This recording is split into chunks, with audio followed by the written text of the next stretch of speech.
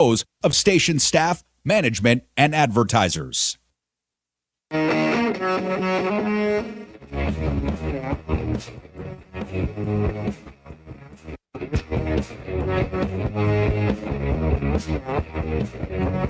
All right, what's going on, everybody? Happy Tuesday. Probably the busiest news day, certainly since Election Day. There's so much going on today. We have so much to talk about. We have some great guests. My goodness, I don't even know where to start. Ron Filipkowski from Midas Touch is going to be joining us here in just a few minutes. Of course, we had the Pete Hegseth, for lack of a better term, I don't know. I don't even know how you would characterize it, because he didn't really answer any questions directly. But he was grilled by certain members of Congress, and then Republicans. Well, I'll get to that a little bit later on in the program. So we're going to talk about the Pete Hegseth hearings, and we'll get to that here in just a few minutes as well. Also, as far as the fires go, there are so many people in Hollywood that are doing some great things, and I want to focus on heroes today, people that are donating money, opening up their homes. So we are going to talk about that, and I'm going to try to go to the positives of what so many wonderful people are doing to help those that are lost their homes, lost loved ones, you name it. So we will be talking about that as well today. And of course, Jack Smith, his report has now gone public. So there was really nothing in the report that surprised me. I have no doubt that if Donald Trump was not reelected, that he would be in a lot of trouble and he would be a convicted man. I have no doubt about that as well. So there's so much to get to today. There's so much to talk about. A busy news day. And I assumed that we would certainly be talking about Jack Smith and the report that came out today, and that would be a lead story, and certainly it is. Of course, the Pete Hegseth testimony is the story certainly that's leading right now, and I said, okay, on a day like today, someone who's on top of all these stories, of course, guys from Midas Touch, they do such a wonderful job, and I have so much respect for them, and it is always a pleasure to have Ron Filipkowski from Midas Touch joining us on the program on what is a very, very busy news day. Ron, thank you so much for taking the time, my friend. So much going on today. How are you? Good.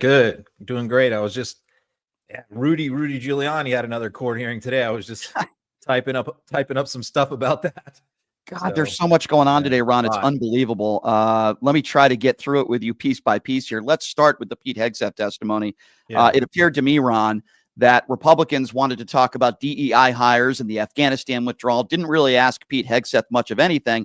And the Democrats were doing what I thought they should have done, and they did do it, and questioned him on his judgment. It seemed like Pete Hegseth didn't want to answer any questions directly. What are your thoughts on it as a whole? Yeah, I mean, there were some consistent themes throughout the hearing. There were a few things that stood out to me. First of all, obviously, Hegseth knew that Trump was watching, because he spent most of the hearing praising Donald Trump. I think he mentioned Trump's name like 300 times. So even though the hearing was theoretically supposed to be about him, he kept bringing up Trump. And I think what he was doing there is he was sending a subliminal message to the Republican senators on the committee and elsewhere saying, I'm Trump's guy. If you vote against me, you're voting against Trump. So he was basically laying down that marker. One of the things that really struck me about, of course, I went into his alcohol abuse, his abuse of women, the fact that he's never run any organization very big. And the one that he did run was the charity that he was removed for financial mismanagement and constantly having to be carried out of events, passed out after passing out drunk, and also having a sexual harassment lawsuit filed against the organization as well, from a woman who was apparently taken to a strip club and harassed by one of the other members of the charity.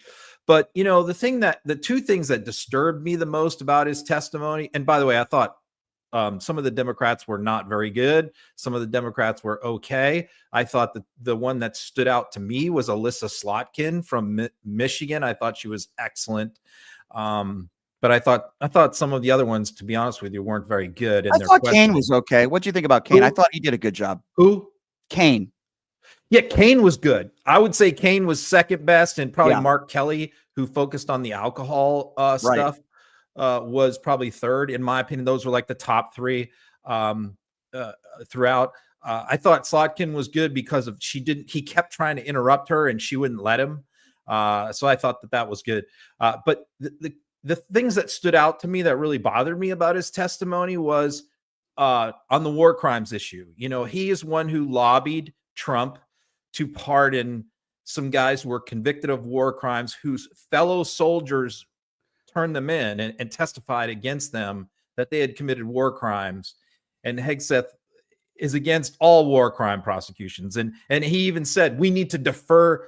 We need to stop listening to the lawyers and the people in the Pentagon who put in all these rules of engagement to minimize civilian casualties. We need to trust the war fighters. He actually used the word, we need to defer to the war fighters when it comes to war crimes. In other words, basically just anything goes, you know, whatever they want to do, they need to do, which sort of made me think of Lieutenant William Cawley back in Vietnam, who, you know, I think single-handedly killed like 105 civilians in a village and was prosecuted for war crimes. And that was a big thing where a lot of Republicans were defending him back in the day, in the 70s. You know, he kind of reminded me of those people who were defending Cawley back in the early 1970s. So that was one thing that stood out to me. The other thing was the questioning about Mark Esper and them pointing out like that, you know, Trump wanted to use bring in the 82nd Airborne and shoot protesters in the leg in DC. And Esper refused those orders and said that violates the Constitution. I'm not going to do it.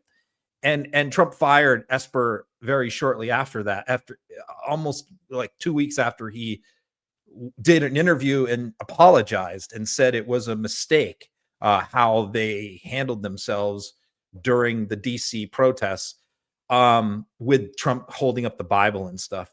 Trump fired Esper. And so this guy, Hegseth, was asked, like, what would you do if Trump ordered you to do something illegal like this? Right. And he just basically just said, you know, I'm going to do what Trump tells me to do. So I thought those were the two things that stood out to me. The alcohol stuff was, I thought, a little bit surprising how he handled that. You know, some Democrats, I've heard them say, you know, the alcohol issue is not really an issue. That shouldn't be brought up. There's other more important things, but I do think it's an issue because look, we're talking about a guy who had, you know, 10, 12 booze bottles in his office that are we've pulled photos of different years where there's different bottles. So there's a constant rotation of liquor bottles going in and out of his office that are like half full. He claims he's never drank at Fox, but he's got, you know, a dozen half empty liquor bottles in his office. He's had many Fox employees who have said he showed up to work drunk, hungover on the job. Many different employees for the charities that he worked in say that they had to carry him out of events passed out drunk. So, and he denied all of that. So those are the things that stood out. I think he has a lot in common with Judge Jeanine, but I'll leave that one alone. What do you make of the fact that not that long ago on a podcast, he says he doesn't believe that women should be serving on the battlefield, but yet now all of a sudden we're led to believe that he just changed his mind and he had a change of heart? I mean, obviously the only reason why he's changing his tune a little bit now is because he wants to get this position, but how could anybody believe he's being honest in saying that today? He wrote it in his book last year. Right. His book came out last year and he said women should not serve in combat, period. And he used some pretty insulting language while saying that, basically just suggesting that no woman is capable of serving in combat. And, you know, he changed his position for one reason. Joni Ernst is on the committee. She's a senator from Iowa. She served in combat herself. Right. She's also a sexual assault victim, and he's been accused of that as well. So she was seen as the biggest problem for him in terms of if she came out publicly against Hegseth, he was in big trouble.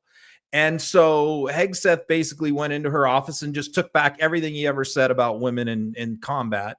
And I guess now we're just supposed to believe that he's like had a change of heart on all this when when, everybody knows he's just saying that because Joni Ernst has made him come out and publicly said that. But, Yeah.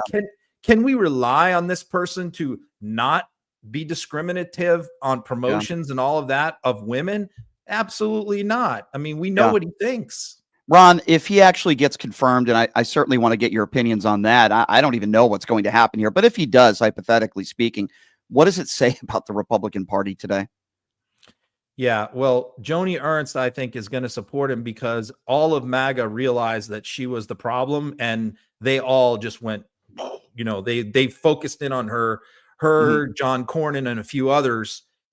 And that this is the problem when you have only 2 or 3 Republicans who are kind of been identified as going against Trump, then they can all focus on those handful of people and bring a lot of that pressure and the threats and all of that to bear on them.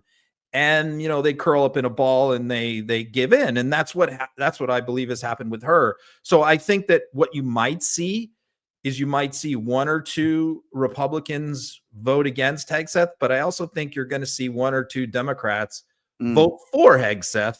And so I think he'll, be confirmed by 5 or 6 votes. Unbelievably scary that this is the guy that's going to have the nuclear codes along with Donald Trump. I mean, it's unbelievable. A guy that was a weekend anchor at Fox News. He has pledged, though, that if he is confirmed as Secretary of Defense, he will stop drinking. So we have that. Yeah, I'm sure that's going to happen. Unbelievable, Ron. This is the biggest story of the day, arguably, but you could also make the case Jack Smith, right? This Jack Smith report came out last night. I don't know, Ron, if you've read it in detail, but there's nothing in this report that surprises me. And it goes to the conclusion that if Donald Trump wasn't reelected, there is no question. There is an overwhelming amount of evidence in this report that shows that Donald Trump committed multiple crimes. What are your thoughts of this report? Yeah, I mean, when Smith dropped the charges, of course, what you had, the MAGA, all the Republicans were saying exonerated. He's vindicated, right? When, of course, this is what Jack Smith was referring to at the beginning of his report, where he basically says, no, Donald Trump has not been, we did not drop these cases because he was innocent or not guilty, or we didn't have the proof. We felt like we had overwhelming proof, and he gave a pretty good outline of, not details, but an outline of generally what that proof was. Right. And he said, no, the only reason why we had to drop this was because of 2 things. The Supreme Court immunity ruling, which went against us, and the fact that Donald Trump was elected president. And, if Donald Trump wasn't elected president, sitting here right now, he would already be in jail because his sentencing in New York was scheduled for the end of November. It was postponed, but it was originally scheduled for the end of November. And I absolutely believe Judge Mershon was going to put him in jail at that hearing if he lost the election. So, yeah, that's why Donald Trump ran for president, to get out of all these criminal charges, which that worked. And now that he has won, what he is doing is completely shifted his focus on figuring out as many different ways that he can use the presidency to enrich himself and his billionaire oligarch friends. That's exactly right. That's exactly what we're going to be facing here over the course of the next 4 years. And again, on a normal news day, we'd be talking about this transgender bill that the Republicans are trying to pass. And we've heard from House Democrats speaking out loudly against it. It was Ocasio-Cortez today that said, California is burning down. I'm paraphrasing here. She was talking about people losing their lives and people losing their homes and their livelihood. And she says, this is your number 1 priority. What are your thoughts on this bill? Yeah, I mean, it is ridiculous that because look, they understand that this issue moves the needle for them on swing voters. And this is an issue that Democrats don't like to talk about, especially Democrats in more moderate or conservative areas. And so this is why Republicans, even though this is an issue that affects almost no one, this is something that they're going to continue to push the buttons on. At the same time, we have at least 24 Republicans, including the Speaker of the House, Mike Johnson, who is saying that they will hold up disaster aid to victims in California unless California changes their policies and becomes more Republican. So they're saying, Tommy Tuberville said, we don't like all these liberals that these people in California elect. So, if they keep doing these crazy things, we're not going to give them any money. And of course, there wasn't one Democrat who threatened to withhold disaster relief for North Carolina or Florida over their policies, which many Democrats, believe me, do not like the policies of Florida.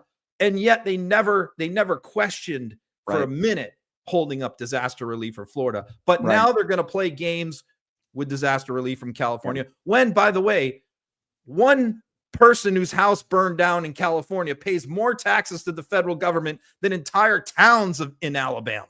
Very true. And you pointed out on social media, as I did, that Joe Biden talked about the $770 immediate payment that people are going to get. And right-wingers out there, they're blaming Democrats and Joe Biden when it's actually the Democrats that have been trying to get more money for these people. And it's the Republicans that keep striking down these bills that would offer more money to these people. And that's only the first payment. That's the immediate first payment. There are more payments coming. And these Republicans keep voting against these bills to help people in these situations. Right, Ron? It's outrageous. It's outrageous. They do it every disaster. I mean, they know the law. They're knowingly lying. They know that the law is that there is a provision that when there's a natural disaster, FEMA can immediately issue, no questions asked, right away, $770 per person. And that is supposed to be for like food and fuel. And that's what they do in every disaster. And then any money over and above that must be authorized by Congress. But yet, what do? After every time Biden announces FEMA will give the $770 checks, all the Republicans go, this is heartless. This is outrageous. You know, the Biden administration will only give these people $700 when their house is burned down. They know it's not true, but they also know that their followers, their voters, their people are dumb enough to believe them. Yeah, that's where the problem lies, for sure.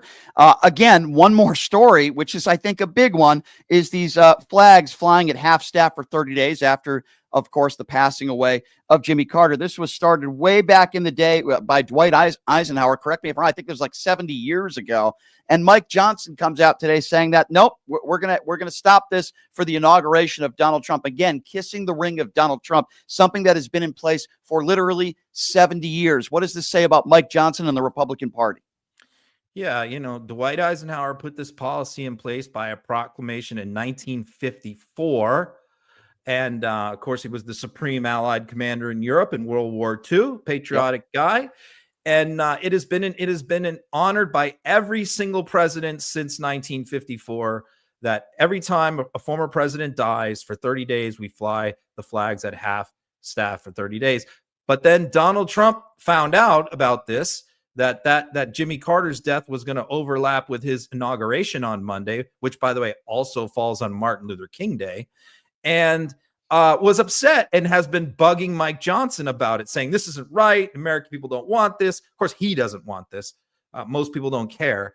But and of course, everybody in the world knew Mike Johnson is going to cave to Donald Trump on this. And yes, he just announced today in the middle of the Hegseth hearing, which is probably how he planned it, was to try to bury this, slip this in when everybody's focused on Hegseth, that they are going to raise the flags for Trump's inauguration day and then put them back down the following day. So, you know, whatever Trump wants, Trump gets from Mike Johnson.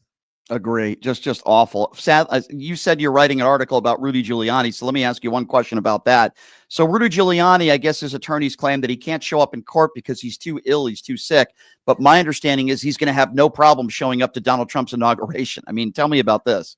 Well, yeah, I mean, they said that he had all these physical problems. His knee was bothering him, his heart, his back, you know, this and that. So he couldn't attend court. So the judge said, okay, here's all I want you to do is do this. All you have to do is sign an affidavit saying you have not traveled anywhere out of state for the last 30 days. And you agree not to travel anywhere for the next 30 days because of all your medical problems. You just sign that affidavit under oath and I will excuse you from all these court hearings. And so it was a great, very smart thing by the judge, because he just called Rudy's bluff. Okay, you say you have all these medical problems, just sign this saying you'll stay home and we're good. Right. And Rudy was like, I'll be there tomorrow. So yeah, because you know what Rudy knows is he's got to be there for the inauguration. He's not going to miss that. So So yeah, it reminded me of like the old Junior Soprano episode where he was like trying to get out of court. Right. He came Corrado, in a wheelchair and he had, into the judge's office and stuff. And then he was walking around the next day, Reminds me a lot about that. I absolutely. So I look forward to reading this article. Anything else you're working on right now? God, there's so much that we just covered here in the last 15 minutes. Anything else you got going on that you're working on? I just put out my whole life story yesterday on Substack. I basically called it my story, my biography, because a lot of people ask me about this and I never talk about myself. I just talk about my work. So a lot of people have been bugging me. So I basically gave my whole story about how I went from a lifelong Republican who was appointed by Rick Scott and Ron DeSantis to different things and ended up switching parties, and how I ended up going from being a federal prosecutor and criminal defense lawyer to independent journalist, anti-Trump person. And, basically just explaining how that evolution happened and that it wasn't just Trump. There were other things that happened before Trump even ran that caused me to start moving away from the Republican Party. So that's out on Substack. It's gotten really, I was terrified of putting anything out about myself, where I'm basically giving my whole life story in a nutshell. Right. Because you never know how people are going to react. They're going to make funny or whatever. But the response has been fantastic. And, if anybody wants to know my story, you can find it there. Yeah, I can't wait to read it. I'm definitely interested in that. Ron, always appreciate the time. I feel like every day or every time I have you on, I'm like, wow, this is the biggest news day that we've had in this long a period of time. It just seems like every time I have you on, there's always so many different topics to talk about. And then, of course, we have the inauguration coming up, and oh my goodness, and the wildfires in California. Holy bejesus, there's a lot to talk about. Ron, you guys do a great job over there at Midas Touch. Say hello to Ben for me. Always appreciate the time, my friend, and we'll talk to you soon. Okay, Brian. See you later. Thanks, Ron. There you go. Ron's a very busy guy, one of the hardest working guys in this industry. I feel like we just touched on like 8 different topics on any given news day. Any of the 8 topics that I asked about would be the biggest story of the week. They're all happening today. So let's get right into it. Let's not wait. I mentioned the Pete Hegseth hearings. I've been very outgoing, I should say honest, whatever word you want to use, opinionated, that Pete Hegseth is not only not qualified for the job, but his behavior and the things he's done and the things he said makes him a despicable human being. And anytime you ask him about the adultery and the horrible behavior, he always talks about God and Jesus, because that's what many of these MAGA Republicans do.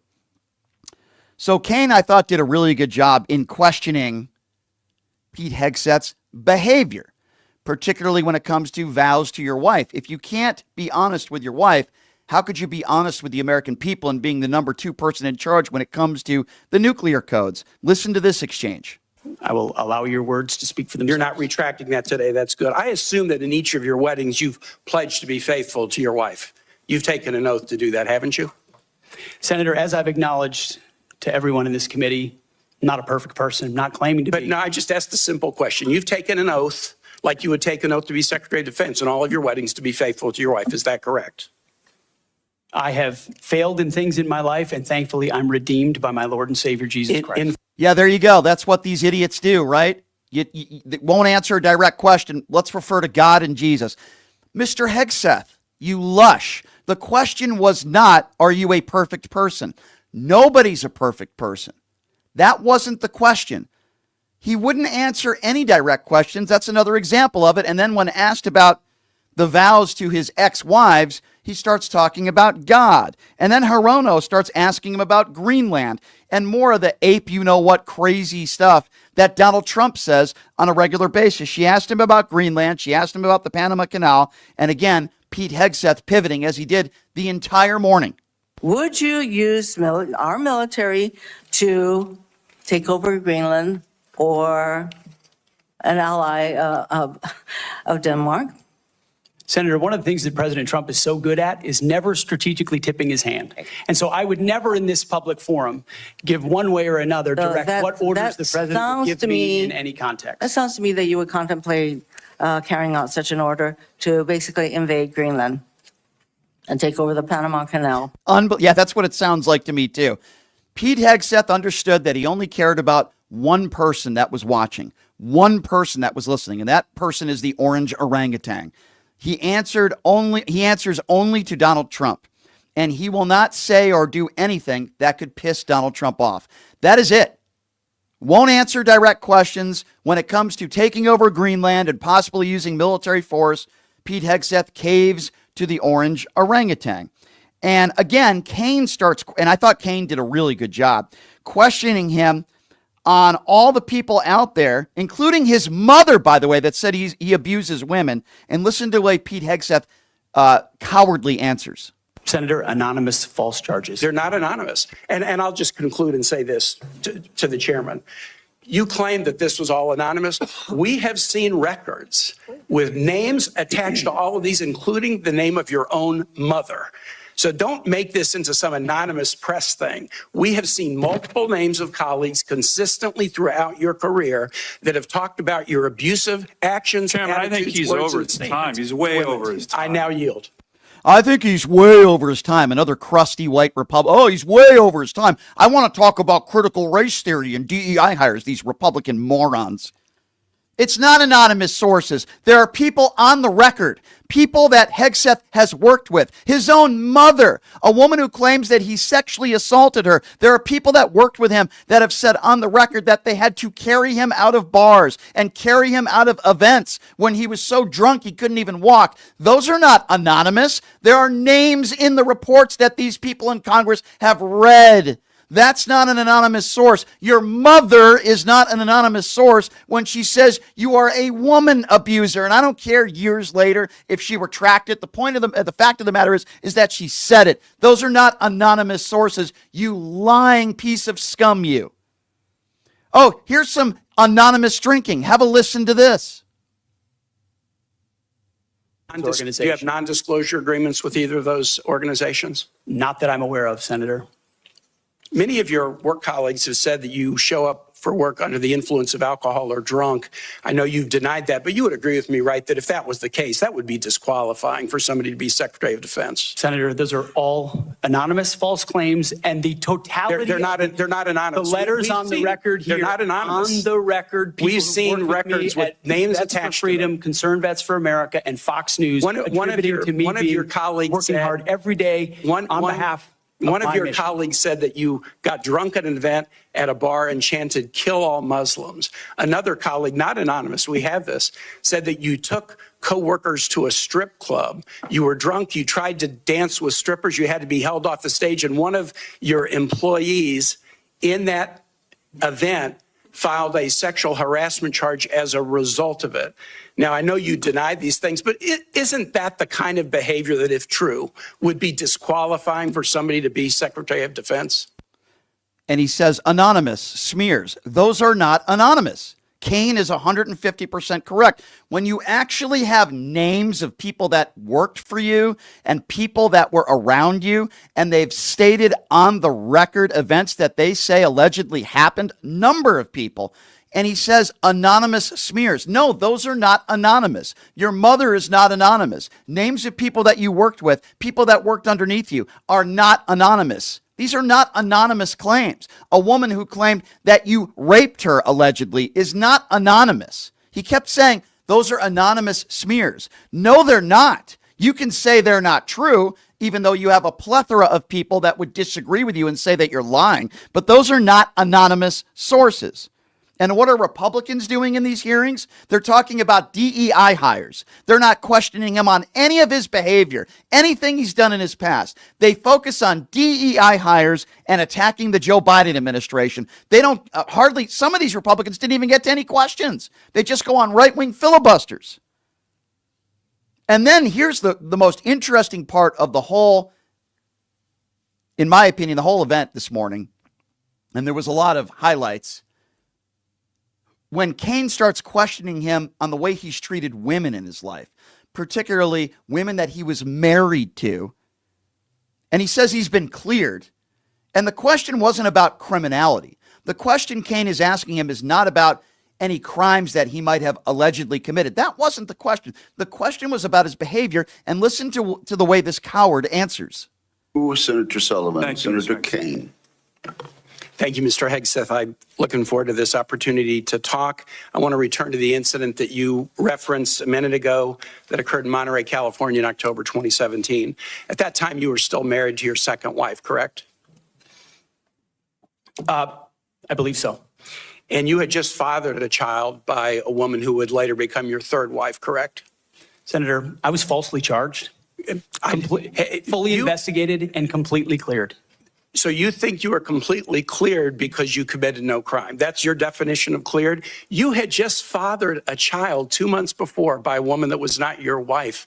I am shocked that you would stand here and say you're completely cleared. Can you so casually cheat on a second wife and cheat on the mother of a child that had been born 2 months before, and you tell us you are completely cleared? Senator, how is that a complete clear? Senator, her child's name is Gwendolyn Hope Hegseth, and she's a child of God, and she's 7 years old. There we go. And God. she was, and you cheated on the mother of that child less than 2 months after that daughter was born, didn't you? Those were false charges. Well, I was fully investigated, and I was completely cleared. And I'm so. Once again, when pinned into a corner, doesn't answer the question, talks about God, mentions the name of his child, which had nothing to do with the question. The questions were, is it true that you cheated on your first wife, you cheated on your second wife, you cheated on your third wife 2 months after? 2 months after? Those were the questions.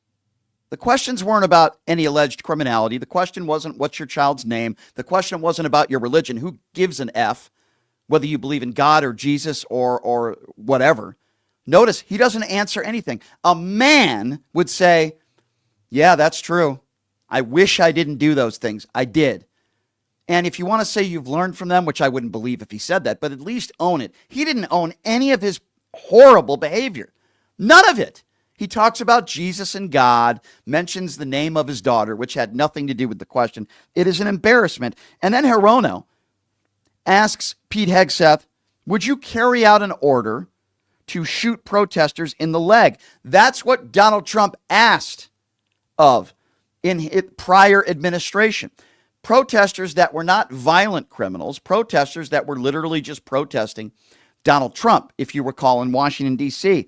And he put in the order to shoot protesters in the legs, which is absurd, by the way. A dictator would do something like that.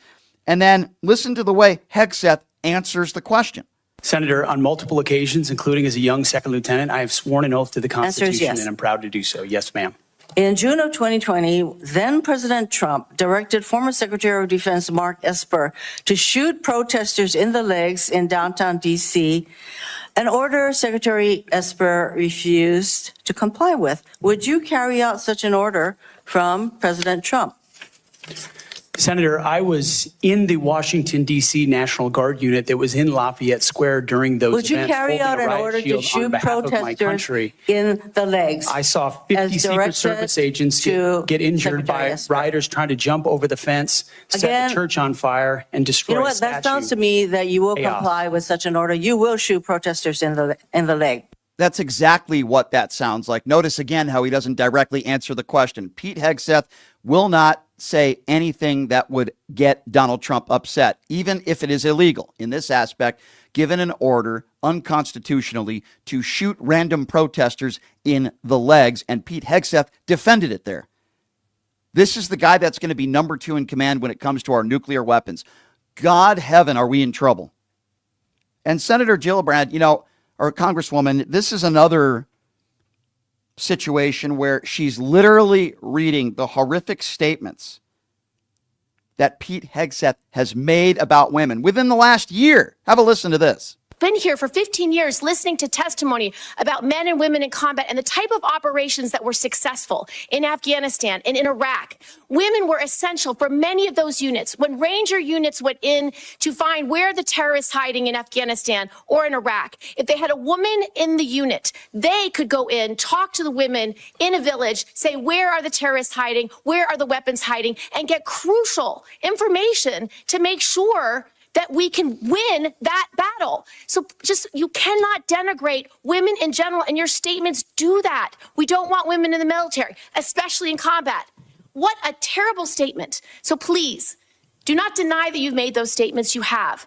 We take the responsibility of standards very seriously. You're damn right he made those statements, and now he wants to backtrack. And now, oh, I really didn't mean it. Oh, no, women should be allowed to serve on the battlefield grounds. I wonder why he changed his mind. Because he had a change of heart? No, of course not. Because all he cares about is himself, and he wants to get put in this position. And all these Republicans that are voting for this guy, shame on you. What a bunch of despicable people. And speaking of a hero, Tammy Duckworth, who lost both of her legs serving.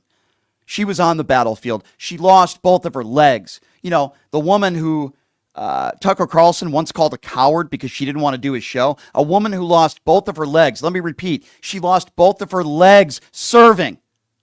Almost paying the ultimate price.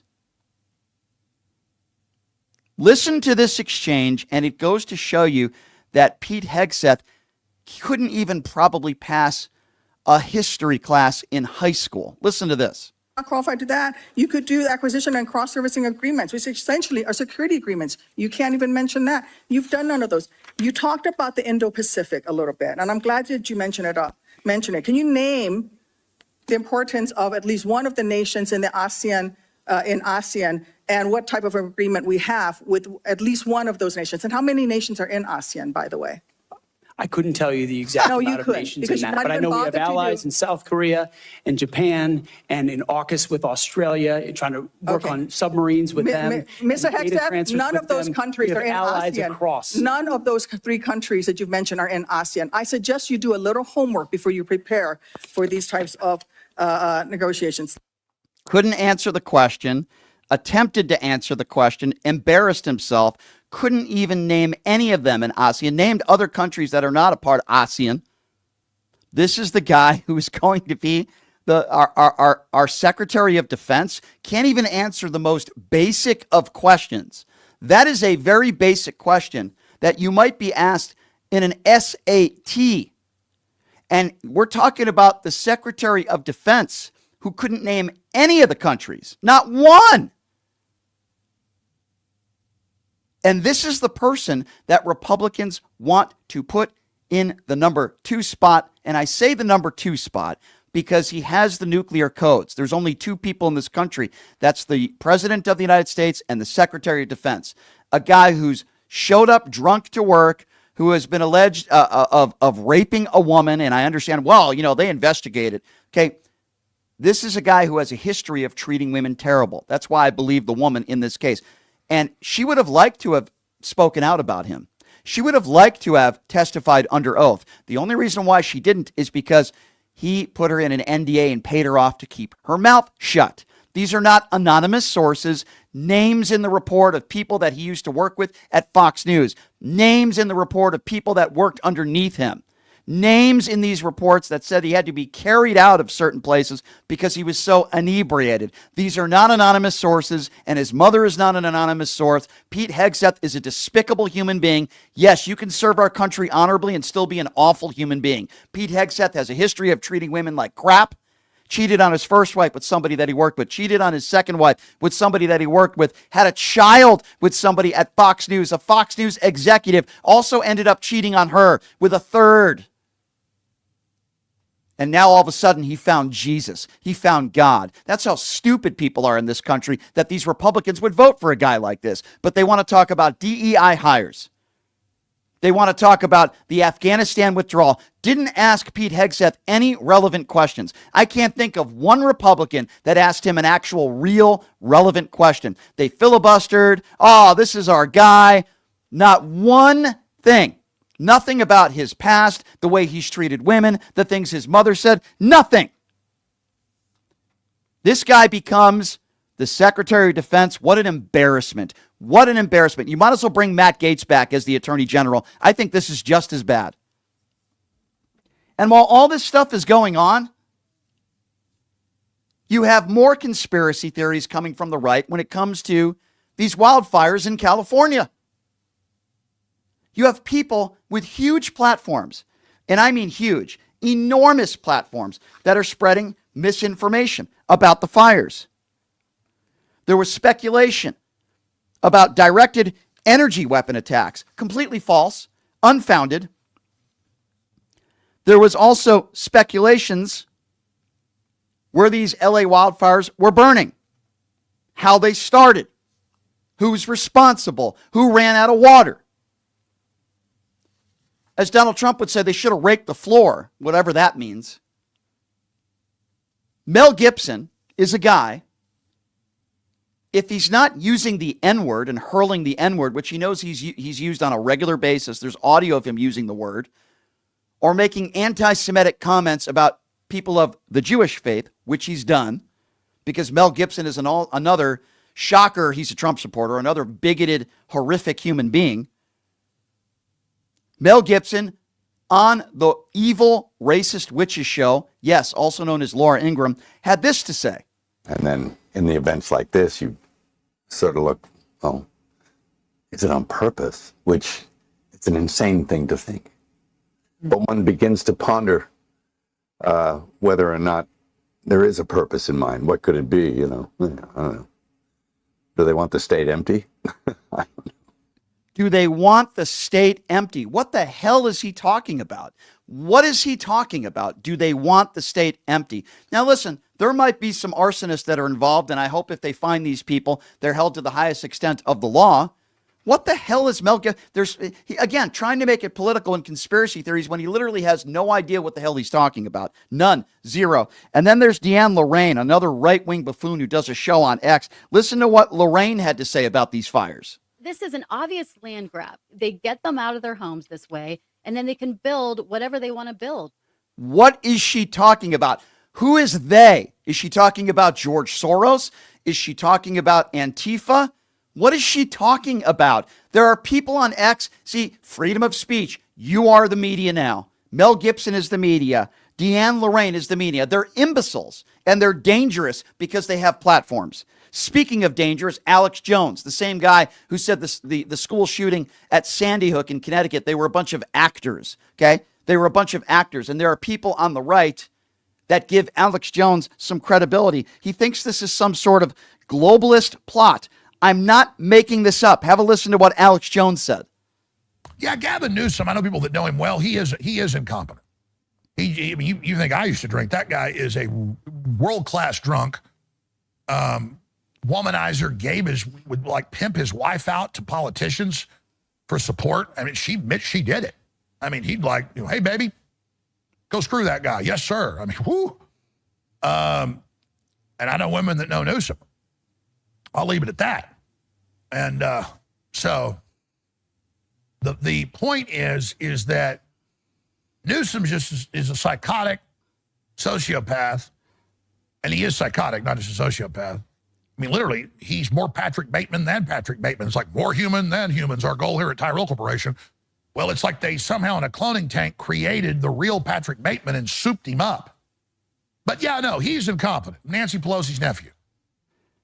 Psychotic. He's talking about Gavin Newsom being psychotic. This is the same guy who said the Sandy Hook shootings didn't happen and that they were paid actors. I had Kelly Jones on this show, who is Alex Jones's ex-wife, who said on this show that he physically abused her. He was an abusive husband. Are you kidding me? Is this a joke? Are you kidding me? And there are people on X, right-wing media, that give this guy credibility. It's unbelievable.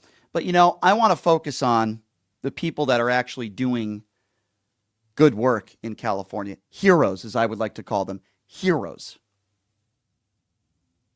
One of those heroes is Sean Penn. Sean Penn is a hero. Sean Penn might be a great actor, and he's had a wonderful career, but let me be very clear on this. Sean Penn is doing God's work, if you want to talk about God. So here's Sean explaining what he's been doing on the grounds, not somebody who's sitting on his couch with potato chips attacking Gavin Newsom, but somebody that's taking to action, not making this political and helping people. Sean Penn is a hero, and here's why. Brian Lord and Natalie Trent, CAA, the CAA Foundation, put together a coalition called SoCal Fire with LAUSD Education and the Entertainment Industry Fund. And we were on the ground day one. working in the principal shelter, the Pasadena Civic Center, addressing immediate needs, which is going to be cash assistance in particular. There are two kind of categories of. There are those who can apply and need navigation on the application, and then there are those who don't have Social Security numbers for various reasons that we can then apply some of our funds to. So those are just some of the things that Sean Penn is doing on the ground. And I don't care what you think about Sean Penn personally. Right now, Sean Penn is saving lives. He's a hero, and he's doing what he can to help others. He's donating his own money. He's donating certainly all of his time, and he's a hero. And somebody else that is a hero is Jay Leno. He's been going all over the place, serving food to firefighters and those that are in need. Here's Jay Leno talking about what he's been doing over the course of the last week or so. All right, so we've got it loaded up, and we cooked yesterday in Pasadena at the Rose Bowl for the crew there, and we're here today, and we'll do it some of the other locations the next 2 or 3 days. Yeah. Amen, Jay Leno. Great job. He's giving his time, his energy, and money to help people, while idiots on the far right like Mel Gibson and James Woods and others just spread conspiracy theories and lies. And I want you to listen to this guy, Kenny Kane, because he was interviewed last night on CNN, and he's a guy that literally just lost his home. He lost everything, right? He lost everything. And yes, while we can criticize politicians and, those who are spreading lies about what's going on here and people that are looting, it's horrible, right? But in difficult times, it's also important to notice those that are showing love. I mean, there are people that have lost their homes that are volunteering their time to help others. They're heroes. I have so much respect for them. And Kenny Kane, again, who lost his home, he lost everything, talking about the love that he's been getting. So what happens in a moment like this is that, these little micro communities step up so much, and there's some of us that have been making our way back into the gym and just starting to move again, and just it's pretty profound because you get the love of people who've been through it, and then you get the people who aren't affected just taking you in and caring for you. There you go. I feel for him. You hear it in his voice, the pain and the hurt, but the help and the love that he is getting. Now, listen. I've talked a lot about conspiracy theories and those people on the right that are sitting on their couch, just trying to get engagement on social media, attacking Gavin Newsom and the mayor, talking about DEI hires. And they only make the situation worse. They don't make it better. But I also think it's very important to note the people that are actually doing the great work, showing love, helping people. Angelina Jolie, who has opened up her home to strangers, allowing them to stay there, those that have been displaced. People like Sean Penn, people like, Jay Leno and others. Jose Andres, I love his restaurant here, Bizarre Meats, a man who's donated so much money to charity. What has Elon Musk done? I've heard he's donated $2 million. Now, to average a person, that'd be like, wow, that's a lot of money. This is the richest man in the world. He donated, add like 6 zeros. That's how much he's donated to Donald Trump.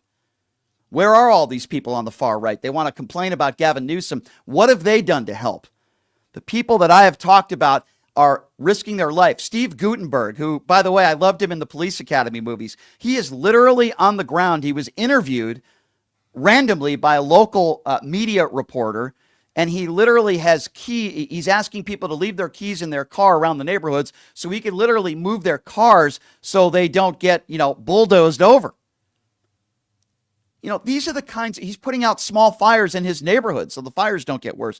These are people that need to be recognized. And while these right-wing buffoons can continue to spread conspiracy theories and lies, and I will continue to call that out, I think it's just as important to continue to call out the good, the love. And in our most difficult times, it's great to see a lot of Americans come together and show love and support. I donated to the Jimmy Kimmel Foundation. I believe he put up yesterday on his website, as I was on, I believe it was on his YouTube page, because I love watching his monologues. I don't get a chance sometimes to watch his show live. And I donated some money to his efforts, raising money to help all the victims. There are people that are active. There are people that are doing things to help people because they have a good heart. That's what it comes down to. What is in your heart? You can either sit on your couch watching Newsmax and call Gavin Newsom names and talk about DEI hires and blame it on migrants or whatever the hell else you want to blame it on and try to score political points, you can do that. It's not going to help anybody. I would argue it's actually going to make it worse. But Elon Musk will give you a platform to do that because apparently you're the media now. Or you can choose to actually do something to help people, raising money for charity. If you're a firefighter in Maine or wherever, donating your time to travel to California to fight these fires, opening up your home if it's still there, if you're lucky enough, donating boatloads of money, your time. There are people that have literally lost their homes, and they're donating their time to help others. They are American heroes. Let me be very clear on that. The patriots and the heroes are those that are in California right now as I speak that are risking their lives to save others and help people. Those are patriots, not people that attacked police officers on January 6th that tried to overthrow a free and fair election. Not people that defecated on Nancy Pelosi's desk and not people that were chanting, "Hang Mike Pence." No, those aren't hostages and those aren't patriots and those aren't heroes. The heroes are the firefighters, those in law enforcement, and people that are working 24, 25-hour shifts. The Angelina Jolies of the world, the Jay Lenos of the world, the Sean Penns of the world, the Jose Andres of the world. Those are true heroes. Those are true patriots. Those are people that have a heart. And when they see something like this happen, the first thing that enters their mind isn't let's go after Gavin Newsom and let's blame George Soros and let's blame Antifa and let's blame brown people. No, that's not the first thing they think of and it's not the last thing they think of. They think about helping people.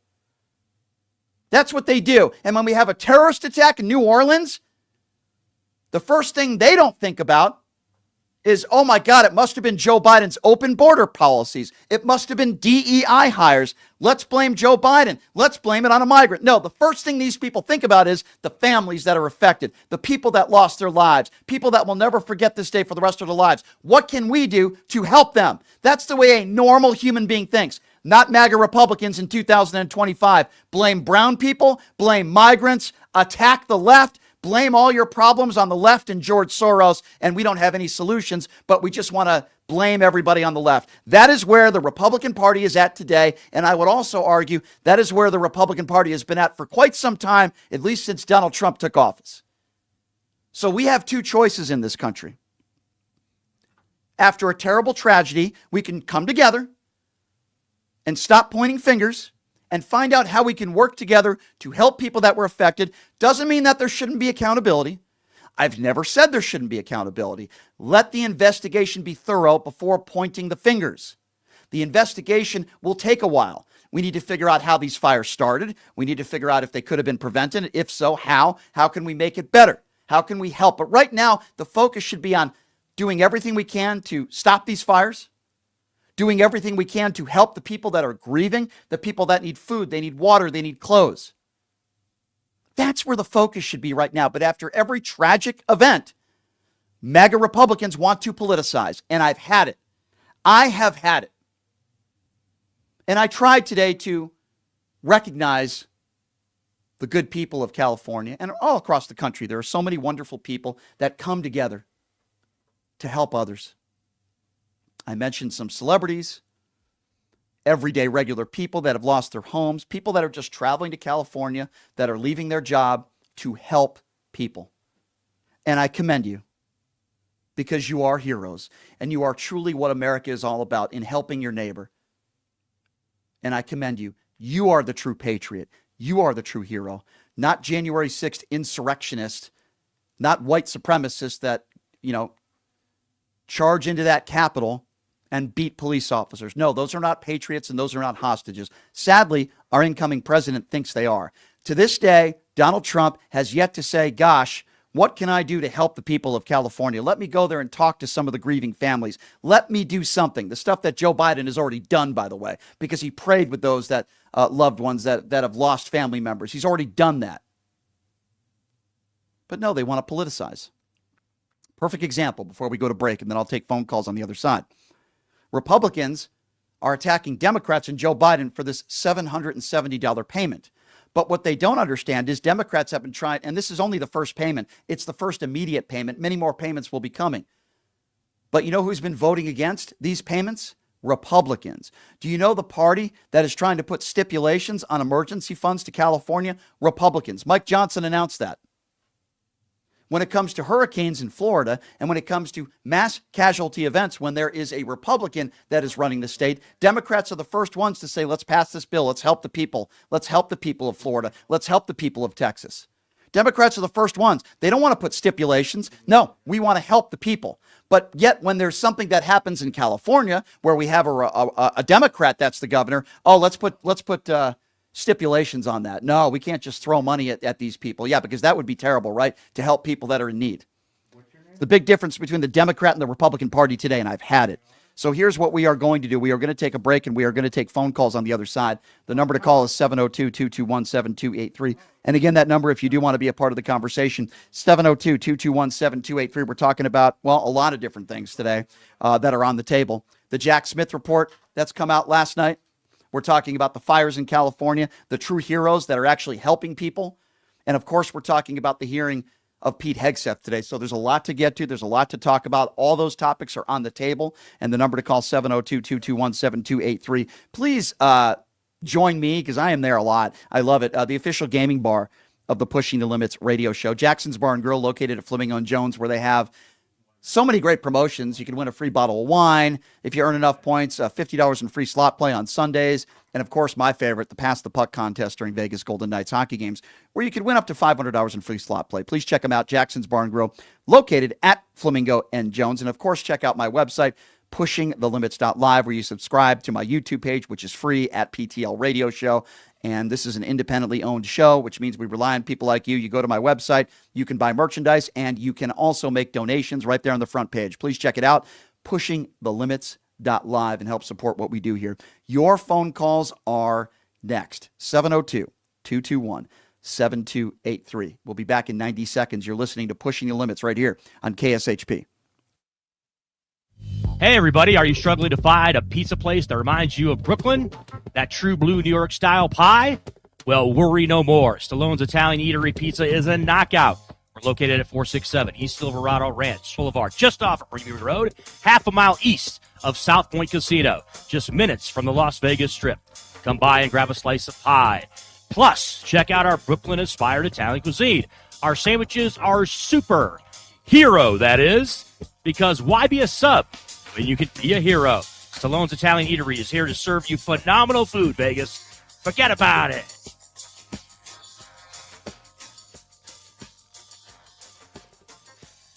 Have you ever dreamed of having your own radio show or a podcast, but just didn't think it was possible? Well, dreams can come true. Radio U. Radio U is a 5-day course that'll teach you how to acquire your dream show. We'll teach you how to host, how to write commercial, how to interview, how to market, how to write a contract, and most importantly, how to monetize your dream radio show. You'll learn from some of the best in the business with over 75 years in broadcast experience. You'll learn from people like me. And the best part? Every single student will be live on the radio as part of the class. Plus, one student from each class will get their very own radio show. You'll be live on the air right here in Las Vegas. Radio U. The 5-day course is being offered at $699. For more information, give Radio U a call. 702-763-5024. That's 702-763-5024. Or check them out at RadioYOU101.com.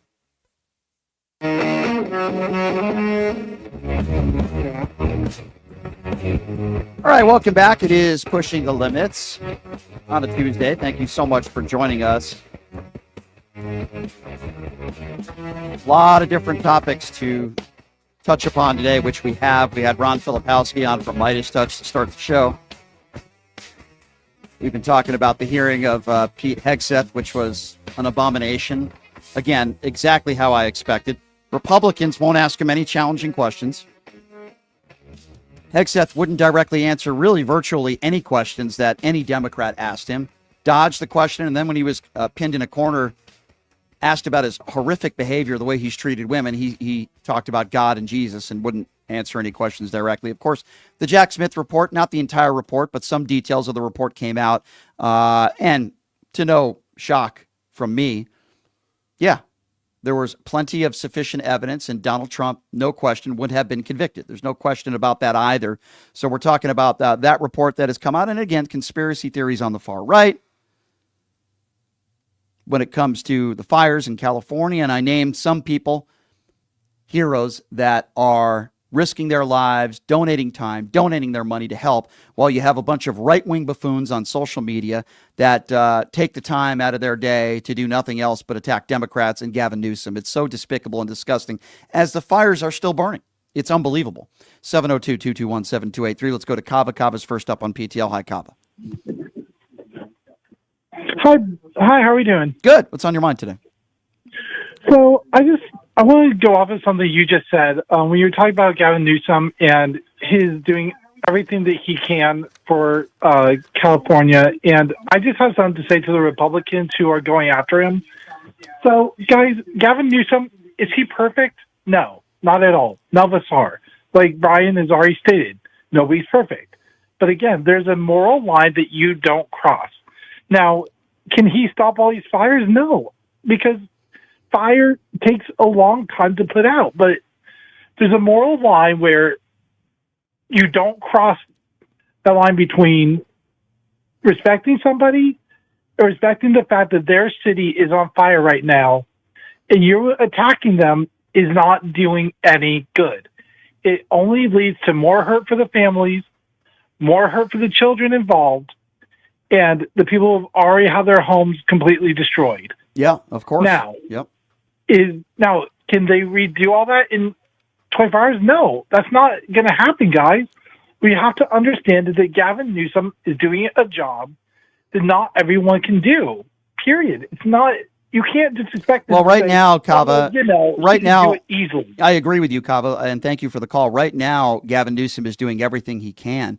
There'll be plenty of investigations and trying to figure out how to prevent something like this from happening again. And there'll be plenty of time to point fingers. Right now, it's about saving lives and saving homes. But these MAGA ex-Republicans, these people that are apparently the media now, according to Gavin Newsom, continually spreading misinformation, it's crazy. And some of the people that are doing it have enormous platforms. 702-221-7283 is the number to call if you want to be a part of the conversation. Who are we going to next? Mark is next on PTL. Hi, Mark. Mark, are you there? Yes. Hi, Brian. Hi.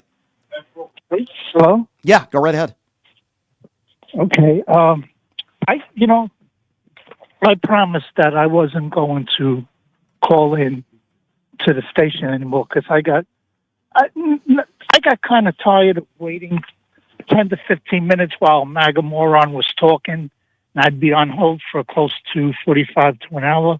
But I had to call in today for a couple of reasons. Number one, I was listening to Heathcliff, whatever the hell his stupid name is, and I was, and as a former military, I'm looking at this fella, and I noticed that he was evading, like we all know, evading the questions. But when a congressman by the name of Schmidt started talking about we need to eliminate DEA or DEI, whatever, in the military, do you think we should not lower the standards and this and that? And all of a sudden, Pete started getting into the conversation, pretty heavy. Now, I for one, there's no way this guy qualifies. Yeah, but I think he's going to get. I think he's going to get confirmed. He's going to get confirmed. I'm just telling you. I know that, but Tammy Duckworth made it pretty clear. But I wanted to tell you two things that I lost because of these MAGA Republicans. I lost a cousin and a niece because I noticed on Facebook and some other places where they put African gear on notable Democrats. And the second thing I lost was a second family. I lost my VFW because they had a sign up congratulating Trump and his new administration. Well, that's obviously embarrassing. So offended.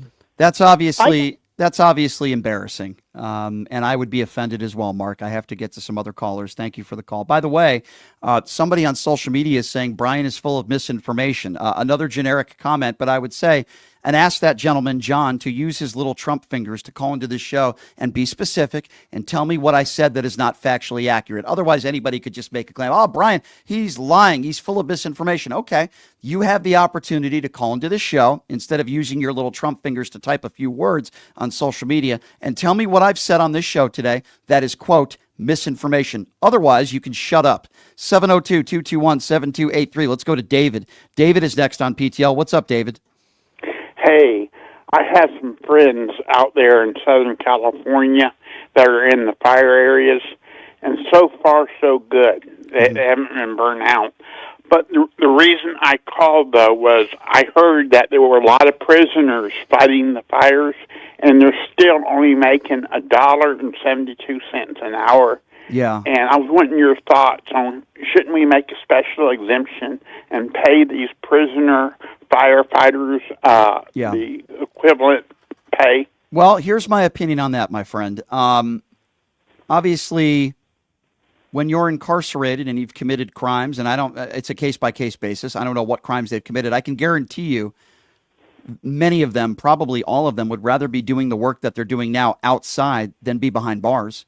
So I think it's a privilege for them to be able to be out there. You're not going to like my answer, but my answer is no.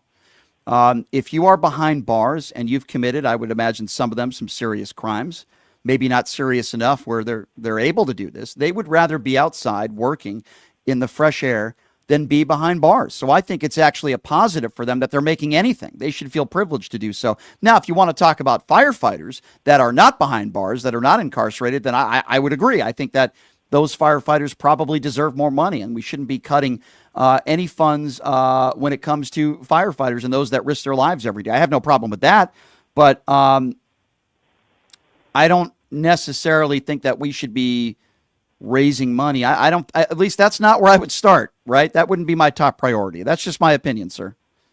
Okay. Well, thank you for your opinion. And I am grateful that there are people out there putting their lives on the line. Yeah, and you're right. It is probably a welcome escape from behind bars. Right. I'm appreciative for what they're doing. Don't get me wrong. They're doing a great job. I'm not taking away from what they are doing, but I wouldn't start by allocating more funds for prisoners. I would start by allocating more funds for good police officers and good firefighters and so forth. But it's a very good question that you ask, sir, and I appreciate your call. 702-221-7283. Let's go to Julie. Julie is next up on PTL. What's up, Julie? Hey, hey, Brian. When I hear misinformation, the first thing I have to correct it because in my head I'm like, no, misinformation is just lies, like outright lies. And I feel bad for those people in California. Like my friend who's in Morocco just heard about it. But for those that are without homes in California, please contact your Red Cross that's nearby you. Yes.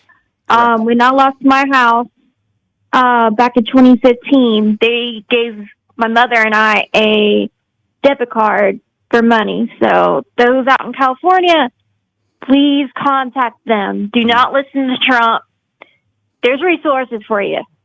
Yeah, there are a lot of resources out there available.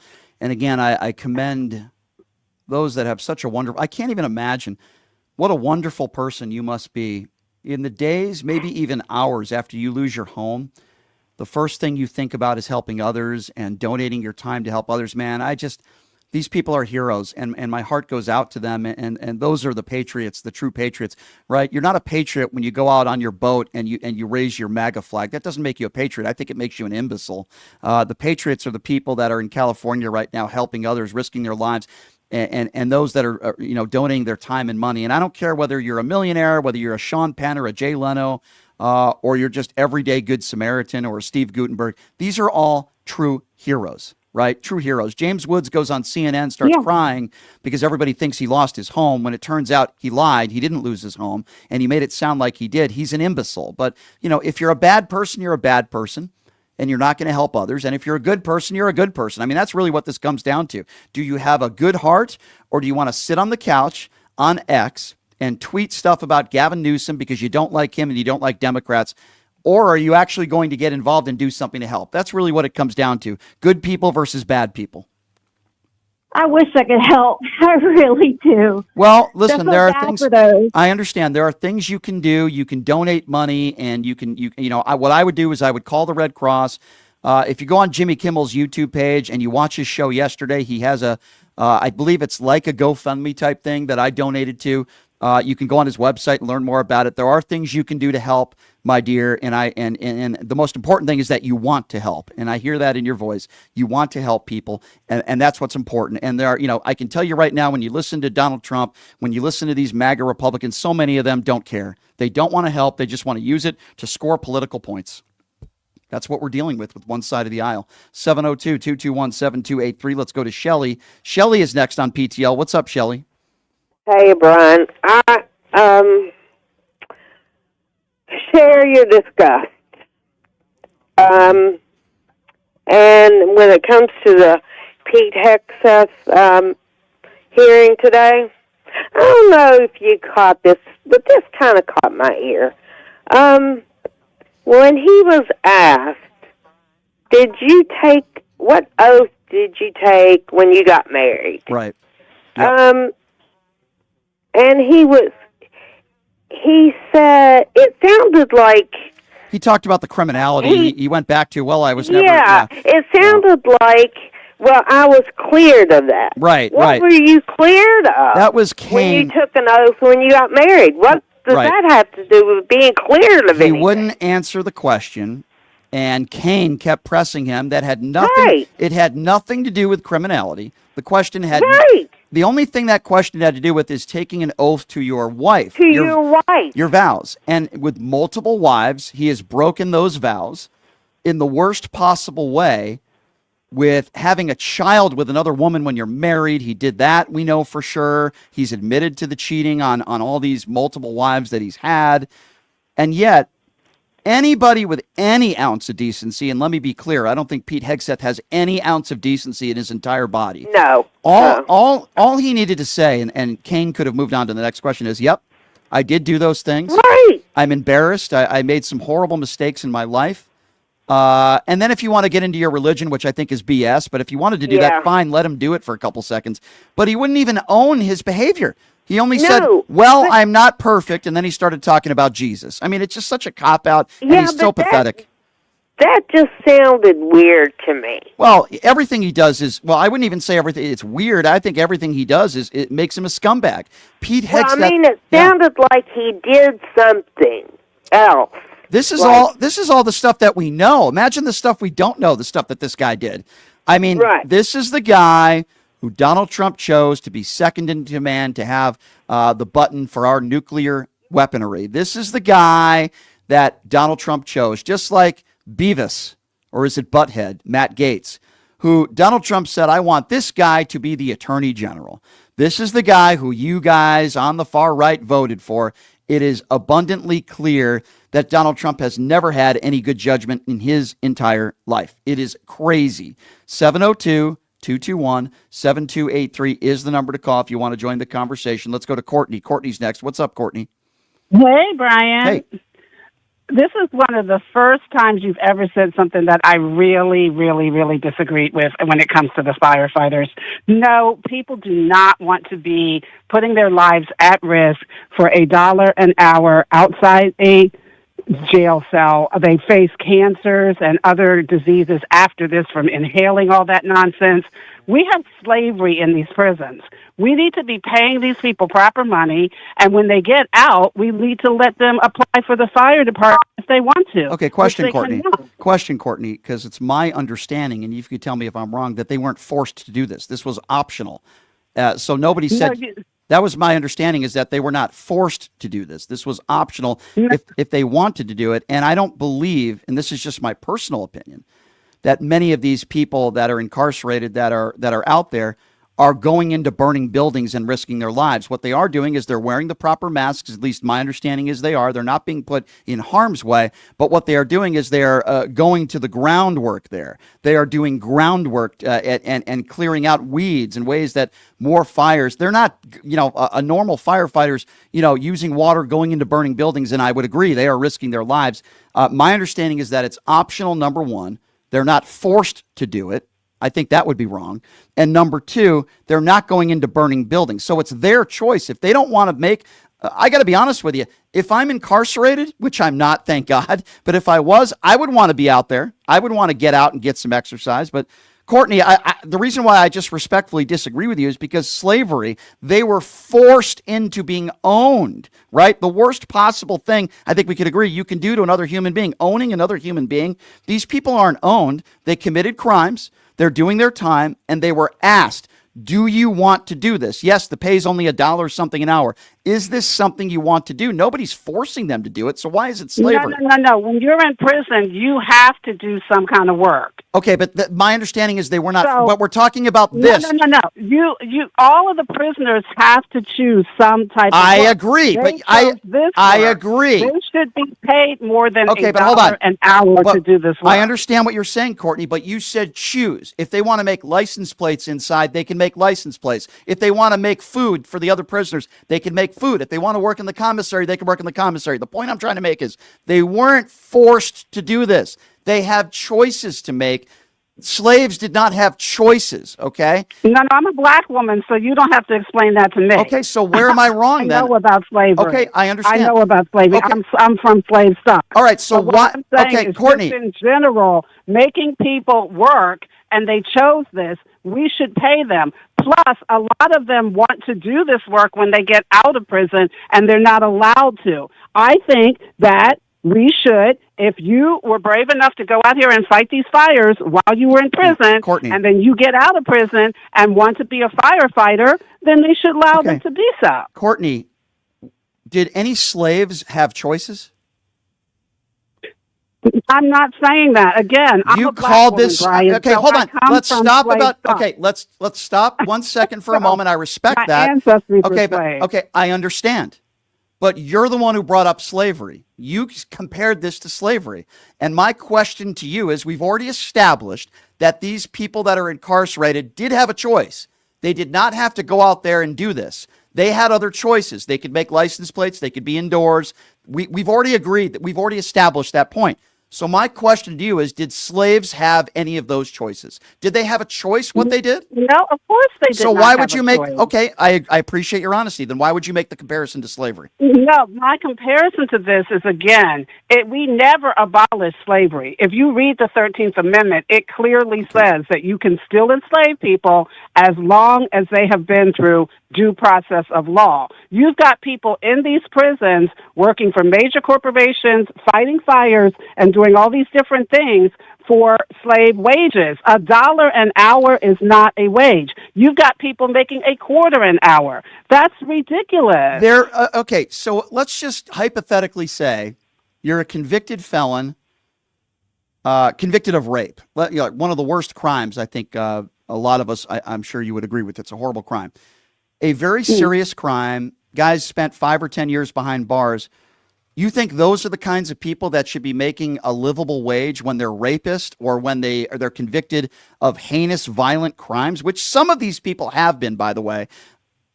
Those are the people you want to advocate for making more money for doing laundry or making food, or in this case, in California, making sure that the grounds there are wet or that they're raking leaves. You think we should be paying those people more money and that should be a top priority? I think that we should be paying people proper money for work. Okay, but incarcerated people that have been convicted some of serious crimes. We're not talking about people out. Okay, well, I would respectfully disagree with you, and I would also respectfully disagree with you to compare slavery to what is taking place with these workers in California. No, and that's not what I said. I said they're making slave wages. That's not the same thing as saying it is slavery. Again, I'm a black woman, descendant of slaves on both sides. Okay, well, I disagree with you I can trace because myself back to 1630. Okay, well, so no, well, I'm not saying it is slavery. I understand, I'm but saying they're making slave wages. Okay, it's cheap labor for people that are convicted felons, many of them, some of them who have committed serious crimes. The slave wages were for people that did not have a choice, many of them that had never been committed crimes and had no choices. No, slaves didn't make a wage at all. There were no wages. Right, for but slaves. when you use the term slave wages, if you want to talk about people that are not incarcerated, then I think that's a very fair conversation to have. I just disagree with you that people, some of whom have committed very serious crimes, are probably the last people, in my opinion, that I would advocate for making more money. These are the same people for years that have made, if you want to call them slave wages, that's fine. That's not the word that I would use. But when we talk about people that make your license plates, right? When we talk about people that do laundry or people that work in the commissary, guess what? Don't commit serious crimes, then you won't have to go to jail and you won't have to be working for $1.78. I think in general, we are too light on criminals. I think in general. Yeah, no, I agree, particularly the one that's getting ready to go into the presidency, though. But we can see that we have two different justice systems in this country. In fact, we have three. We have one for black and brown people, one for white people, and one for Trump. This fool is going to be president and has committed every crime in the book. Well, yet I fight for innocent people that are in prison that didn't do shit. Okay, well, what would you say about a woman who was raped and she knows that the man who raped her is out there in the fires trying to rake leaves, and you're advocating for somebody like that to be making more money? What would you say to that woman who would say, he raped me, I don't want him making any money? What would you say to somebody like her, a true victim of a very serious crime? I want to know, because I would imagine many of these victims would disagree with you. What would you say to them? Well, first of all, I'm a victim of rape, so I would, if somebody felt like that, I would agree with them. I'm not saying that for anybody else. I'm not making up their mind for them. I'm not asking you to make up their mind. I'm saying, what would you say to them when they would say to you, I don't want the person who committed a very serious crime on me, who assaulted me, who robbed me, whatever the case may be. Why would you advocate for somebody like that who's committed horrible crimes to make more money? They should be lucky that they're even outside being able to get exercise to begin with. What would you say to them? First of all, I would say to them that I agree with them, but I just looked it up, Brian, and if you are a serious criminal, you can't participate in the firefighter program. Okay, can you be a convicted felon? What defines a serious criminal? But no, you cannot be convicted of any kind of sex offenses. Okay, but we can, if or that's murder or rape or anything like that, and participate in that program. But you could be a convicted felon. You could be a convicted felon, but you could be a convicted felon and be the president of the United States. I don't disagree with you. I don't think if you're a convicted felon, you should be in office to begin with. The point I'm trying to make is I don't feel bad for people that have committed crimes that are convicted felons. I don't feel bad for those people that they're out there deciding. Again, it's a choice. I agree with you if it wasn't a choice. They decide to be in this program and they decide to do this sort of work. Nobody's forcing them to do it, and I think that's where we disagree, and I wouldn't have a problem with them not getting paid at all, quite frankly. So I just respectfully, Courtney, disagree with you on that one. I think we should be, when we're talking about money, if you want to advocate for more funds, let's talk about brave men and women in uniform. Let's talk about firefighters. I think it's a very fair conversation to have, Courtney. I just respectfully disagree with you to use the term slave wage or even the word slave at all. When, again, slaves never had choices. They weren't treated as human beings. They were owned. These people that have committed felonies, whether they're violent criminals or not, they still have choices. They have the choice whether they want to do this or not. They've made that choice. They've decided to work for $1.78 an hour or whatever it is. Thank you for the call, Courtney. 702-221-7283 is the number to call. Let's go to Eddie. Eddie's next on PTL. What's up, Eddie? Hello. Is this Brian? Yes, sir. Hi, Brian. I'm Eddie. The Pete Hegseth thing, I really don't mind him being the Secretary of Defense because I'd rather have a cheater doing that job than, and keeping women out of stuff, because we actually saw what the lesbians have already done with the fire department. What? And the water and all that. Oh, wait, well, hold on. In LA. What is their? Hold on. What is their? I'd rather have him. What does their sexuality have to do with their work performance?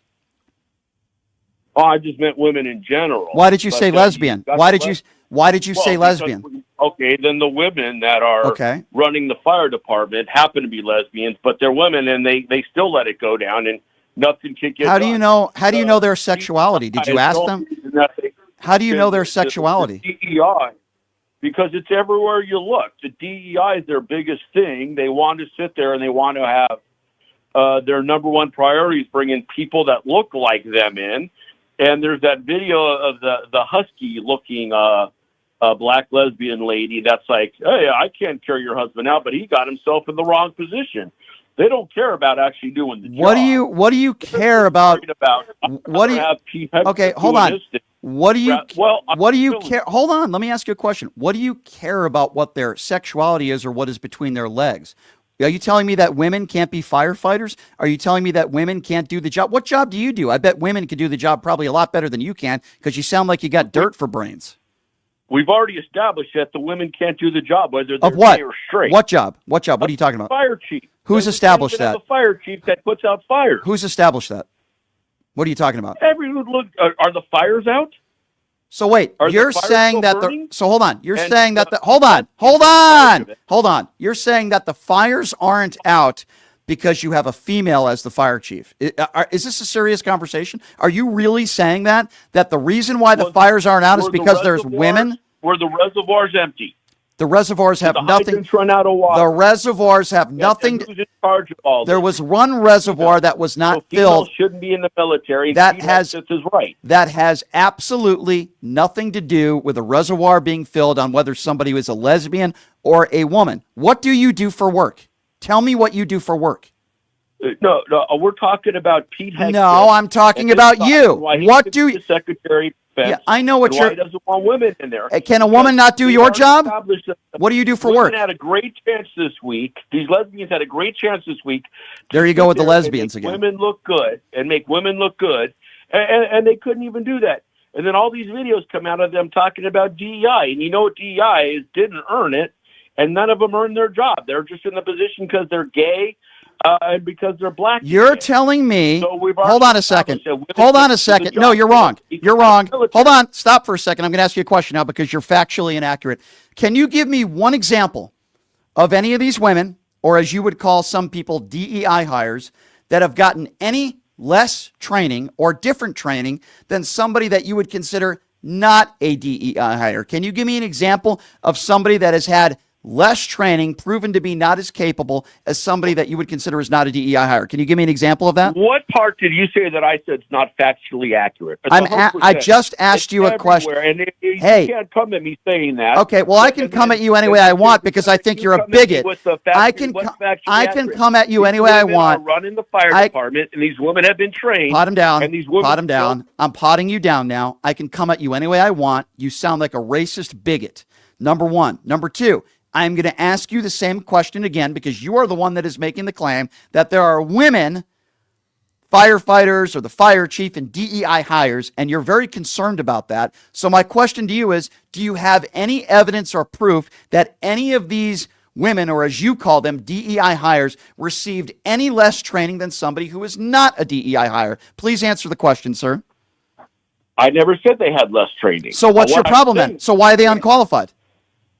Why didn't they earn it? Why are they not qualified? Still burning? Are any of them? Pot them down again. You just said these people are DEI hires and they're women, and you seem to have a problem with that. I asked you why they're not qualified, and you said, I never said they didn't have any less training. So now we've established they all have had the same training, they all have qualifications, and they've all had the same training as someone, as you would say, who is not a DEI hire.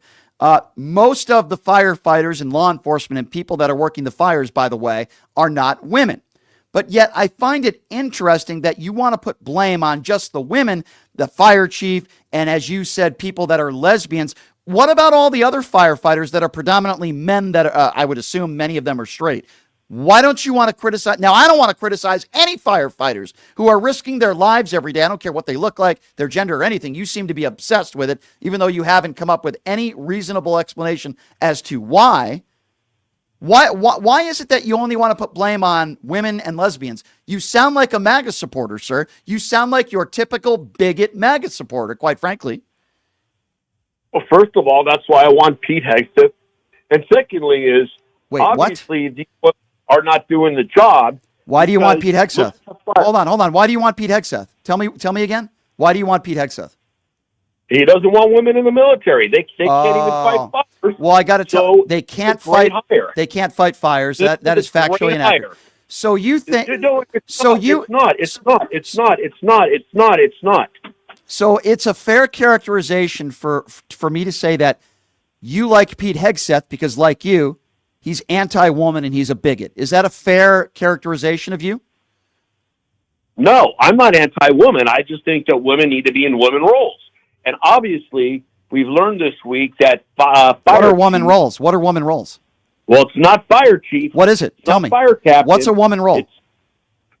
There's plenty of roles out there for women, but apparently it's not in any position of control and power. What is a woman role? Still going on. So a woman can't be in any sort of power or control. Is that what you're saying? In any powerful position? Can a woman be there's some great women that run different businesses, and that's fine. They shouldn't be in a position where... Should a woman be the vice president or the president? Should a woman be a politician? Well, we've established that they already have. Okay, but I didn't ask you if they already have. Do you think it's appropriate for a woman to be a president or a vice president or a politician? Are you okay with that? That's my question.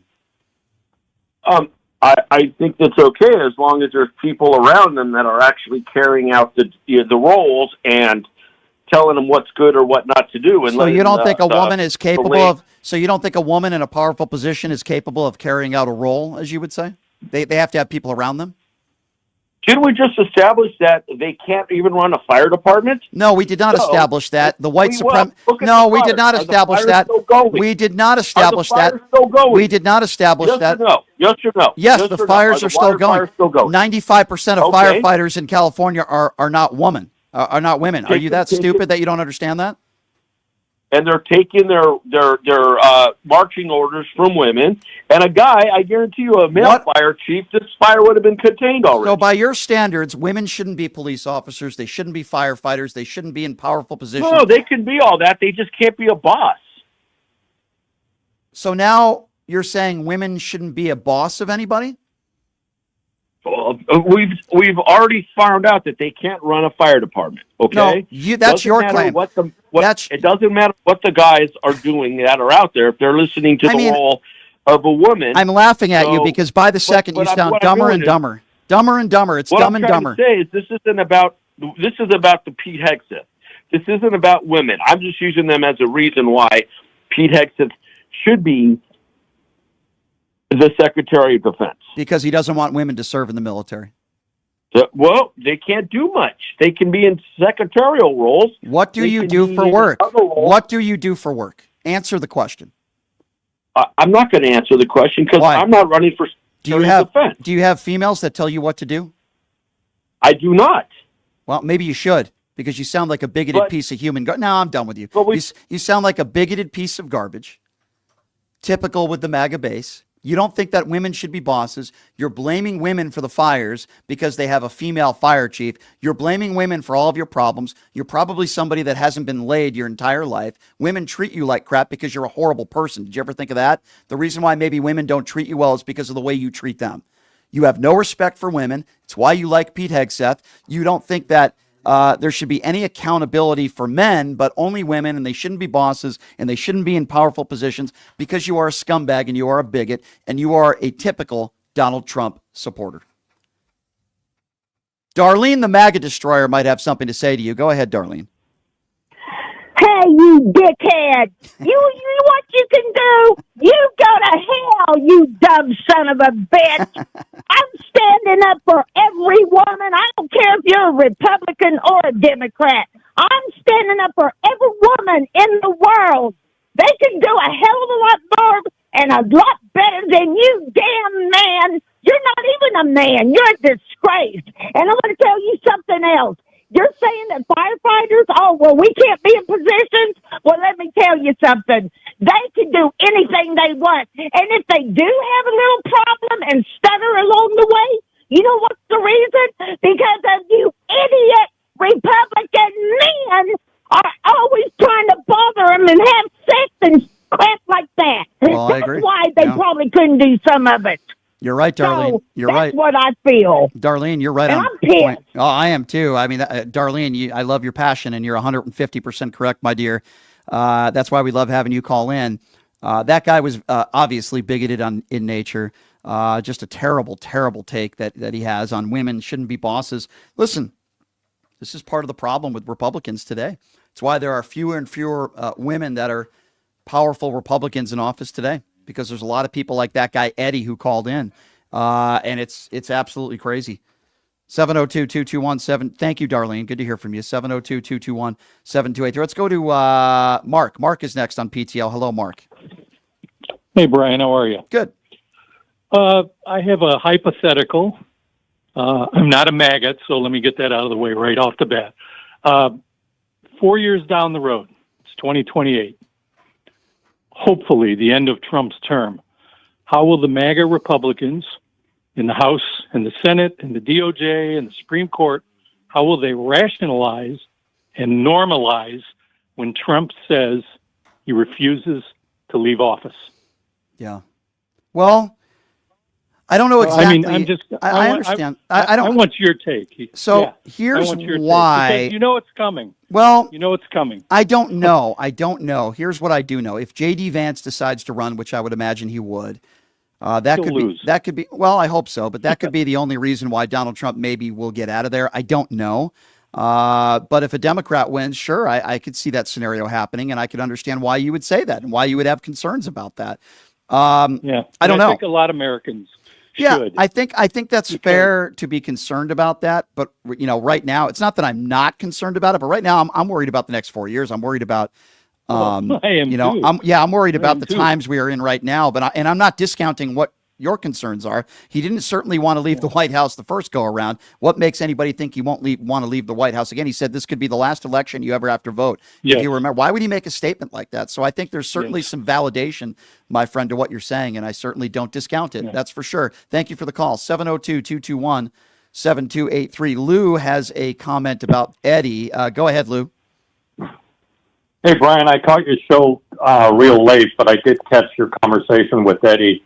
Eddie sounds like he needs to read a little bit. He probably goes to church every Sunday as well. Yeah, he might be holding that Bible upside down and buying those Trump Bibles for his friends. I have a feeling. Right.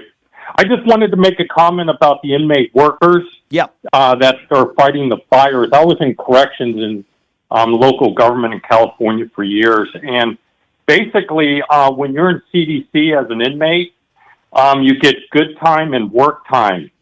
So these guys that are fighting the fires, they'll get work time in addition to good time.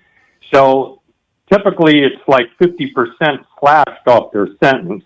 Yeah. And a lot of them are convicted DUI offenders and drug offenders, basically. Yeah. Right. And listen, I hear you. But I think the most important thing is that this is a choice. Nobody is forcing these inmates to go out there and do what they're doing. It's a choice. They have plenty of choices on how they work. This is a program, and I'll be honest with you. If I was incarcerated, which I've never have been, and I don't plan to be, but if I was, I would want to be out there doing this sort of thing. First of all, it's good exercise. They're not being forced to go into burning buildings. They're not necessarily risking their lives. It's fairly safe, and they're outside and doing a service to help people, and it'll probably help them when they get in front of the parole board. It only helps them. Right, exactly. Right. Yeah, exactly. In addition to the work time, they also get extra perks in prison, like extra meals, Right. And a little bit of extra freedom. A lot of them are in the dorm settings as well. I just tend to not feel bad for convicted felons. I mean, call me crazy. That's just me, right? And I know that I agree 100%. Yeah, and I know that some Democrats disagree with me on this. I'm still for capital punishment. I think our laws need to be stronger. I think we need to have longer sentences for people that commit serious crimes. I think it's a joke that we live in a country where you could do premeditated murder and kill somebody and then be eligible for parole in like 30 years. There are some cases out there like that. If you're 16, I saw a videotape, body camera footage of a 17-year-old that was arrested in Las Vegas for trying to steal a car. He's been arrested over 60 times, and we have these stupid judges that allow these kids out on the street. If you're 16 years old, that's old enough to be tried as an adult if you've been arrested over 60 times. So sometimes this is where I disagree with Democrats. We need to be stronger on criminals, and I'm not even getting into the conversation of whether you're legal or illegal. In general terms, as a country, we need to throw the book at some people and treat people as equals no matter what their skin color is. Thank you for the call. 702-221-7283. Let's go to Jeff. Jeff is next up on PTL. Hey, Jeff, what's going on? Hi, Jeff. Are you there? I'm here. Hey, what's going on, Jeff? Well, Brian, I went to Jackson's Bar and Grill and I dropped your name. They promptly charged me double the menu price. I don't believe that. I don't believe that. Now, the dialogue from the right about the fires is all over the map, but the best I've been able to piece together of all of the Republicans' fire responses goes a little something like this. Other than the lesbians running the fire department, and because of all this DEI stuff, are the fires out, Brian? Now, let's talk about why Gavin Newsom didn't rake the floors of the national parks in California. That's the main reason the Southern California coastal fires happened. Then, as we all know, the fires were started by illegal immigrants with blowtorches who came here through Biden's open border policy to get free transgender surgery. And then they lit the fires because they, in air quotes, the illegal immigrant freeloading trannies, are just pissed off they aren't allowed to compete against women in sport. I'm laughing. Then, Brian, let's talk about these 9 Ukrainian generals that lost their mansions in Pacific Palisades that were bought with billions of our tax dollars. And let's not forget about the P. Diddler Freakoff participants lighting their own homes on fire. You're forgetting about the Jewish space lasers. I'm sensing some sarcasm. You're forgetting about that. Of course. How dare you? Yes, and then the smelt. Yeah. And then the smelt. Yeah. Yeah. Well, thanks a lot, Gavin. Yeah. Thanks a lot, Biden. It's all Gavin's fault. If you don't know, I think Jeff is being sarcastic. But Jeff, I do appreciate the call, my friend. Thank you. That's the way these MAGA Republicans think. They're some of the dumbest people America has to offer. Thank you for the call. Let's go to Vivian. Vivian is next on PTL. What's up, Vivian? Hi, Brian. How you doing today? Good. I listened to that guy today, and it was just disgusting, using religion and just denial and not answering one question or bringing up Trump name in every single sentence like that was going to make everybody okay. It was awful. Just awful. It was awful, but it also shows you every single Republican that was in that room was defending Pete Hegseth. Let me repeat, every single Republican. Not one. I know he's going to get confirmed. I already know that. Yeah.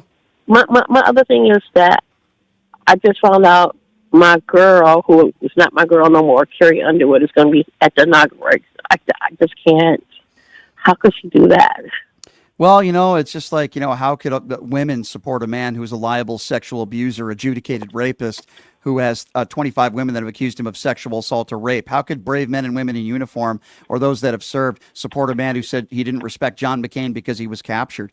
How could anybody that is of Mexican descent support someone who said you're rapists, you're bad people, and I suppose some of you are good people? If you're a Gold Star family, how could you support Donald Trump? He's said some horrible things about Gold Star families in the past. If you're handicapped in any way, shape, or form, how could you support Donald Trump, who's mocked the handicapped? If you're a woman, he is proud of Roe versus Wade being overturned. If he had it his way, abortion would be illegal across the country. If you're Ukrainian, I don't know how you could vote for Donald Trump. Anywhere around the world, wherever you're from, knowing what a serious threat Vladimir Putin is to our country, how can you support a man who bends the knee to Vladimir Putin. I mean, there are so many all different walks of life. I say to myself, if you're black, if you're a minority, there are so many different routes we could take there, Vivian. I know.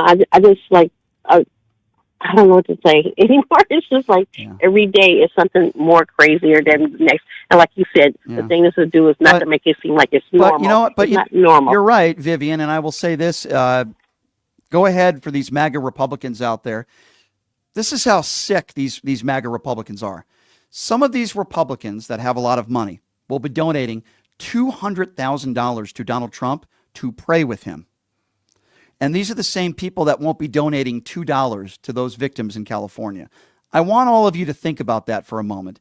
They're willing to spend $200,000 with a fake Christian who never goes to church, who sells Bibles. They're willing to spend $200,000 to say that they prayed with an adjudicated rapist. And these are the same people that aren't helping anybody when it comes to the victims with these fires in California. That's who these people are. They are some of the worst and dumbest people that America has to offer. Let's go to Kevin. Kevin is next on PTL. What's up, Kevin? Hey, how are you, Brian? Good. I know how you are. You look really frustrated and a lot of problems. I understand. A lot of problems going on in the world. Yeah, and to what you were just saying too, I can't help but think of all my Polish friends down here that were big Trump supporters, and I kept thinking to myself, you do realize that what if once he's done with Ukraine, you guys your family and friends might be next, right? That doesn't seem to but that's called logic. But that's called logic, Kevin. That's called thinking ahead and being semi-intelligent. What these idiots that are rooting for Vladimir Putin, and that's what they are. Donald Trump is rooting for Russia. What these idiots don't seem to understand is if he conquers and takes over Ukraine, which country is next? Next, it could be Taiwan. They don't understand the threat, the world threat that Vladimir Putin, throws himself out there upon everybody. And they don't understand why we've given artillery and money to Ukraine. Vladimir Putin cannot win this war, but yet these MAGA Republicans, at least so many of them, won't even answer the basic question of who they want to win. Yeah, and also back to with the fires, Brian, with all these things that happen, no matter what it is, New Orleans, these fires, instead of coming together right away, my first thought always is what kind of spin are the Republicans going to put on whatever it is that happens, whatever it is, you name it. Yeah. And as far as Pete, you say that Pete Hegseth is not getting the tough questions. That's really not true. He was asked how many push-ups he does a day. Well, he certainly wasn't. He certainly wasn't asked any difficult questions from Republicans. That's for sure. Because this is par for the course. If Donald Trump tells you to vote for somebody and affirm somebody, you better do it. Otherwise, you're going to be primaried. They all have no backbone. They're the biggest idiots and cowards that America has to offer. Let's go to Kathy. Kathy's next. What's up, Kathy? Hey, Brian. Good afternoon. After watching the Pete Hegseth hearing and then reading Jack Smith's report, I have to ask you this question, and this is a question that I'd like to ask your followers as well, and please marinate on this question. With what we've seen, have we truly written the epitaph for democracy and rule of law in America? Because there are the first term, the convicted felon in chief had safeguards. Right now, there are no safeguards. Have we truly have anyone? And since we are coming up on 2017, which I believe are midterms, will we have any kind of election? Yeah. This is my question. My husband was born in Romania, and as you know, Romania had a dictatorship under Ceausescu. And as a ambassador envoy, his father was an ambassador envoy for Ceausescu. My husband was privy to see all different types of problems that were going on in Romania, the food shortages, the dictatorship, the restrictions, what have you. Yeah. But he was a resistor. He had a bulletin board that had some different anti-Ceausescu information on it. And one day he was coming home from work, and one of his friends, who was a friend of his and a friend of his family, told him, hey, dude, you'd better pack up what you can because they're coming after you. Well, so he fled to Denmark, and he became he sought asylum in Denmark. And then years later, I met him, and he asked me to come and live with him in Denmark. And I said, I would love to, but my elderly mother is here. Would you be willing to come to America? He was excited because when he came into America and became an American citizen in 2017, he finally thought, I'm in a free country. But with everything that is going on now, he's having those same flashbacks and those same worries. I understand where you're going. I'm so sorry that he had to deal with some of that stuff, and I can understand why he's had those flashbacks. I'm going to say this to you, and it might not make you feel any better, but he's not alone. There's a lot of other people that have some similar stories to what he has that are certainly getting flashbacks to that. And now Donald Trump wants to go through Denmark to take over Greenland and the Panama Canal, and it's just, these are not serious people, and the world is laughing at us, and I'm so sorry he's had to go through that. I really am, my dear, and I appreciate you sharing his story. Let's go to Paul. We go into next. Paul is next up on PTL. Hey, Paul, what's going on? Hey, man. Hey, real quick, I wanted to touch on that fireman thing. That, just so you know, that's a conservation program that 14 states have. I didn't know this myself. I looked it up. They're nonviolent crimes. They all have like less than 8 years. It's voluntary. Right. And they train them. And a lot of these people actually go and join either firefighters or forestry service after this. It's just kind of like a rehabilitation I think program. that's great. I just wanted to, yeah, no, it is good. It's good for them. Yeah. Listen, I know that a lot of people are disappointed and sad. I love that people from Idaho, Washington, Oregon, Canada, hell, people are coming from Mexico that Trump demonized. Neighbors are donating water. You got celebrities helping out. For me and you and the last caller, don't let the darkness of these Christian evangelical hypocrites don't let them change who you are as a person. I know that it's easy. I know that it sucks. But, California is a great state. I know they demonize it. 40 million people live here. We're the third largest economy. It's full of wonderful people. Is it perfect? Hell no, it's not perfect. But it's a wonderful, great state. The thing that gets me, Brian, and I know you got a lot of callers, all these people, just think about this to your callers, right? Pete Hegseth cheats on his wives. Oh, she's a child of God as you cheated on her. In the name of Jesus. They voted for a rapist. In the name of Jesus. RFK cheated on his wives. In the name of Jesus. Matt Gaetz going to be the attorney general who has sex with children. In the name of Jesus. Everything that they do is in the name of Jesus. And they say nobody's perfect, Brian. Like, is Hitler supposed to be president because no one's perfect? Like, why is it that Democrats don't get the same grace that Republicans do? If no one's perfect, then vote for a Democrat. But they won't do it because they're so empty on the inside that they have to pick on people and tear people down to try to fill this hole inside of their soul. Yeah. And I just encourage people. I know that it's hard during this time, and you do a good job, and I hear the hurting people.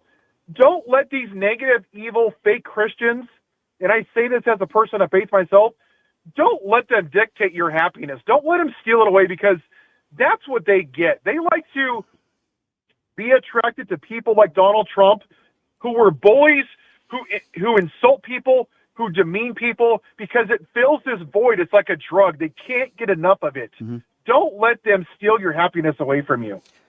Amen, brother. Well said, Paul. I appreciate your call. Yeah. On point. And you're right. I think the key term that you use there is fake Christians. Nobody is more fake than Donald Trump. Let's go to Becky. Becky is next. What's up, Becky? Hi, Brian. Quickly, I've lived in California my whole life. Eddie, this is 2025, not 1925, and I don't care who you are. You couldn't put those fires out with 100-mile-an-hour hurricane force winds. So take that and shove it, Eddie. I'm with you. And obviously that man is extremely unintelligent and bigoted in nature. But Donald Trump would call him a patriot or a hero. There's good people on both sides. So, this is what we're dealing with in this country right now, quite frankly. This is what we're dealing with. But we'll call it out every time we can, and I appreciate your words. I agree with you. 702-221-7283 is the number to call if you would like to be a part of the conversation. All right, who are we going to next here? Let's see here. Do we have enough time? Yeah, I think we have enough time to take one more quick phone call. Let's go to Becky. Becky is next up on PTL, right? Are we not going to Becky? Oh, okay, we're going to Carl. Hey, Carl. Carl, are you there? Listen. Yep. Yeah. Can you hear me? Yep. Go ahead. Quickly. Okay. To the real far-right MAGAs, these fires in California are godsend.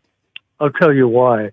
I just heard on the other show, your competitor, I'll use his initials, WAR, said that, he's had reports that illegal aliens are starting all these fires using blowtorches. Yeah. And they love this. They love what's going on there. You know what I'm going to say? For the person who said that, and I know exactly who you're talking about, to the general manager of that radio station and anybody that allows that piece of human garbage to make statements like that on the air, as far as I'm concerned, they should be criminally charged. If you allow somebody to say things like that on the air that are not only blatantly false, but misinformation that could incite violence, they should lose their job. Yeah. But there are people that allow those scumbags to be on the air, whether it be in Las Vegas or anywhere else. Shame on them. All they care about is money, and they don't care about decency. What a disgusting thing to say. I apologize, Carl. I'm up against the end of the show, so a 22-hour break, but that does not surprise me. All right, everybody. So this conversation is going to continue tomorrow for sure. I had the opportunity to have a conversation with none other than George Santos. Yes, that's right. Me and George Santos had a conversation. Believe it or not, it was somewhat pleasant. I'm going to play you that conversation on the show tomorrow. Yes, I hammered him about Donald Trump and other issues, and he answered all my questions to his credit. But I'll play you some of that tomorrow on the show. Yes, that's right. Now he follows me on social media. Go figure. But we'll play that on the show to start the show tomorrow. We're going to have some other special guests on the show tomorrow as well. Please sign up for my YouTube page at PTL Radio Show. Subscribe at PTL Radio Show. My website is pushingthelimits.live. If you want to support what we do here on the show, we sell PTL merchandise on there. If you don't want to buy merchandise, you could also donate on the front page, pushingthelimits.live. I appreciate all of you for joining us, whether it be the Occupy Democrats Network, the Washington Press Network, my personal YouTube page. Great chat in there. Super chat at PTL Radio Show. We're live on TikTok. We're on Twitch. We're everywhere. And I appreciate all of you for tuning in. We'll be back at it tomorrow, same time, same place. Have a great day, everybody. Hey, everybody. Are you struggling to find a pizza place that reminds you of Brooklyn? That true blue New York style pie? Well, we're